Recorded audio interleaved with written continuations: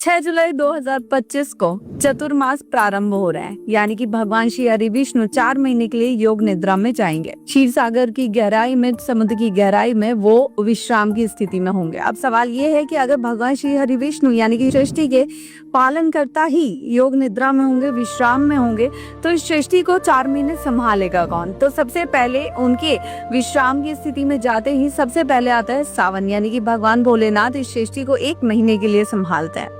और सावन के जाते ही आते हैं कृष्ण जन्माष्टमी, यानी कि भगवान श्री कृष्ण इस सृष्टि को संभालते हैं। कृष्ण जन्माष्टमी के बाद आती है गणेश चतुर्थी और राधा अष्टमी, यानी कि भगवान श्री गणेश विघ्नहर्ता और माँ राधा अष्टमी के तौर पे इस सृष्टि को संभालते हैं, उसका संचार और सृजन करते हैं। गणेश चतुर्थी के बाद, विसर्जन के बाद आते हैं पितृपक्ष, यानी कि हमारे पितृ, हमारे पूर्वज इस धरती पे रहते हैं, हमारे बीच रहते हैं, हमें अपना आशीर्वाद देते हैं और हमारी रक्षा करते हैं। पितृपक्ष के बाद तुरंत आती है नवरात्रि, यानी कि माँ अम्बे, माँ जगदम्बे इस सृष्टि को संभालती हैं, रक्षा करती हैं और हम पे अपनी कृपा बरसाती हैं। और माता रानी के विसर्जन के साथ ही हम भगवान श्री राम इस सृष्टि को संभालते हैं और भगवान श्री राम के जाने के बाद गुरु नानक देव जी प्रकाश पर्व के तौर पे इस ब्रह्मांड को संभालते हैं।